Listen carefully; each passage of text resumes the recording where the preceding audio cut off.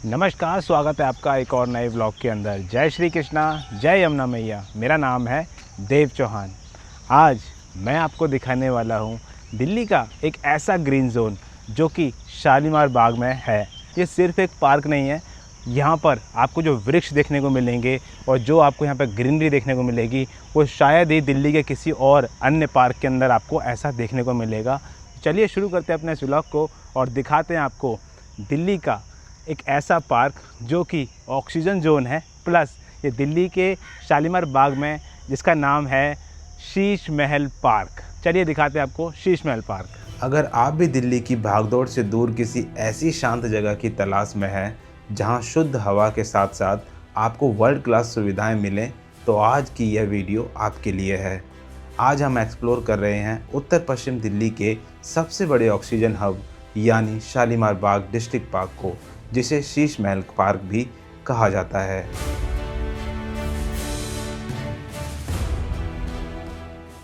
तो अभी जहाँ पर मैं खड़ा हुआ हूँ, इस जगह पर आपको देखने को मिलेंगे बहुत सारे संख्या के अंदर अमरूद के वृक्ष।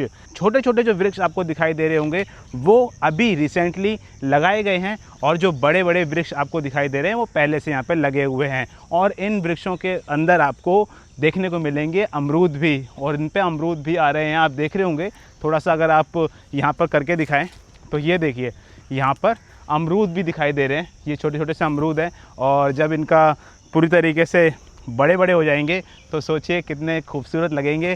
तो अब मैं खड़ा हुआ हूँ इस पार्क के आम के बगीचे के पास में, और यहाँ पर आपको सिर्फ़ और सिर्फ आम के वृक्ष ही देखने को मिलेंगे। यहाँ पर तमाम जो आपको वृक्ष नज़र आ रहे हैं, इनमें से कई संख्या जो है वो आम के वृक्षों की है। और जिसके नीचे मैं अभी खड़ा हुआ हूँ ये भी आम का वृक्ष है, और मेरे सामने अभी यहाँ पर आम भी टूट के नीचे गिरा है, तो वो मैं आपको दिखाता हूँ। ये देखो, कच्चा आम ऊपर से गिरा है और इस पे आम भी आ रहे हैं। तो भाई बहुत ही यूनिक, मेरे को दिल्ली के अंदर ऐसा कुछ मैंने कभी इमेजिन भी नहीं करा था। इस पार्क की सबसे बड़ी यूएसपी है यहाँ की वनस्पतियों की विविधता। यहाँ बड़े पैमाने पर फलदार और घने छायादार पेड़ हैं, जिनमें मुख्य रूप से आम, जामुन और सहतूत के पुराने बाग शामिल हैं। इसके साथ ही पर्यावरण को शुद्ध रखने के लिए नीम, पिलखन, गूलर, अर्जुन और अशोक के पेड़ भी मौजूद हैं। सबसे अच्छी बात यह है कि प्रशासन ने यहाँ किसी भी विदेशी या नुकसानदेह पौधे को लगाने से पूरी तरह परहेज किया है, और हाल ही में 1500 से अधिक नए केवल स्वदेशी यानी नेटिव पौधे रोपे गए हैं, जिनमें अमलतास और गुलमोहर भी शामिल है। तो इस पार्क के अंदर आपको अलग अलग प्रकार के पक्षी भी देखने को मिलेंगे, जो पक्षी दिल्ली के अंदर बिल्कुल लुप्त से हो चुके हैं और देखने को ही नहीं मिलते हैं, वो यहाँ पर आपको इस पार्क के अंदर देखने को मिलेंगे। बेसिक इंफ्रास्ट्रक्चर की बात करें तो यहाँ साफ पीने का पानी, वॉशरूम और सुरक्षा गार्ड्स की पूरी व्यवस्था है। यह पार्क सुबह 4:30 बजे से रात 9 बजे तक जनता के लिए पूरी तरह निःशुल्क यानी फ्री खुला रहता है। तो मैं आपको एक और चीज़ यहाँ पर बता देता हूँ। तो आपको ना यहाँ पर जो पेड़ दिखाई देंगे उनके ऊपर इस प्रकार की संख्या लिखी होगी। जब आप इस पार्क में टहलेंगे तो आपकी नज़र पेड़ों पर लिखे इन पीले नंबरों पर ज़रूर जाएगी। बहुत से लोग सोचते हैं कि ये क्या है। दरअसल तकनीकी रूप से यह इस पार्क के पेड़ों का आधार कार्ड है। वन विभाग द्वारा यहाँ डिजिटल ट्री सेंसेस और जियो टैगिंग की गई है, जिसके तहत इस पार्क के 5000 से अधिक परिपक्व पेड़ों को एक यूनिक आईडी नंबर दिया गया है। इस डेटाबेस से हर पेड़ की सटीक लोकेशन, उसकी ऊंचाई और उसकी सेहत को कंप्यूटर के ज़रिए ट्रैक किया जाता है। तो आपको यहाँ पर इस पार्क के अंदर बांस के पौधे भी देखने को मिलेंगे। अब बात करते हैं उन सुविधाओं की जो इस पार्क को एक वर्ल्ड क्लास सिविक स्पेस बनाती है। फिटनेस लवर्स के लिए यहाँ अत्याधुनिक ओपन एयर जिम, कई किलोमीटर लंबे पक्के जॉगिंग और वॉकिंग ट्रैक्स और शांत योग केंद्र बनाए गए हैं।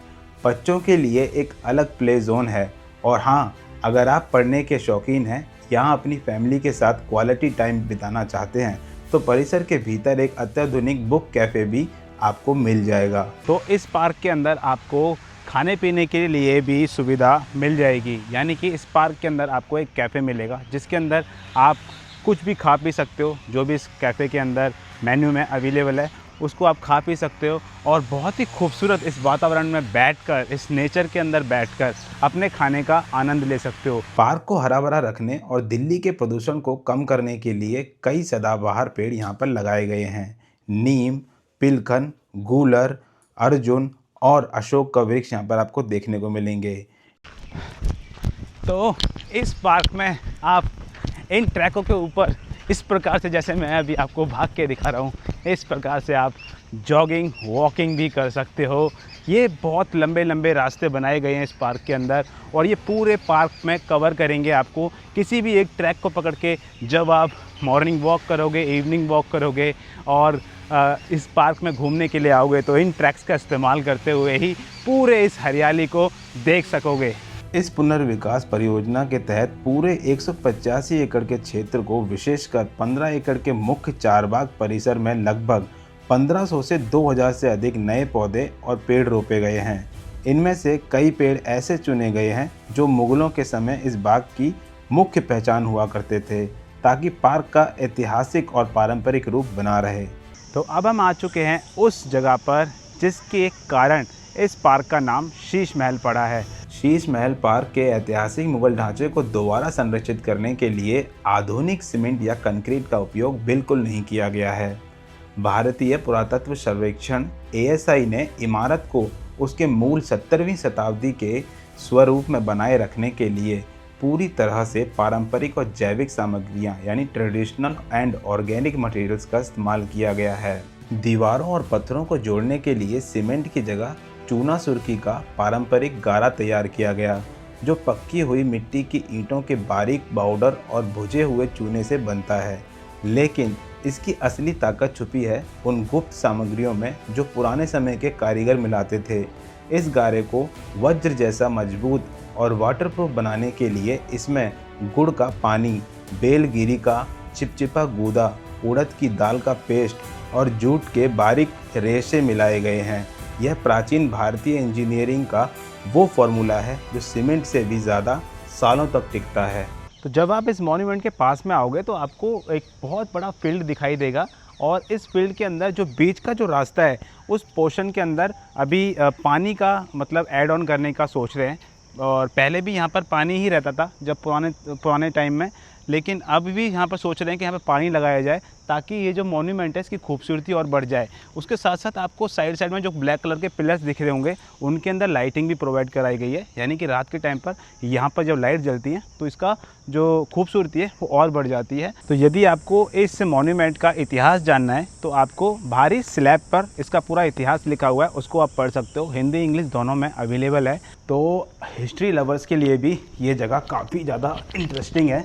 और अब अंदर चल के आपको दिखाते हैं किस तरीके से ये जो स्ट्रक्चर है इसको बनाया गया है। आप देख सकते हो, थोड़ा सा ऊपर की साइड आइए तो ये जो आप देख रहे हो ना, ये थोड़ा सा आप देखिए, ये जितना भी स्ट्रक्चर है ये पहले ना सब टूट चुका था, देख सकते हो आप।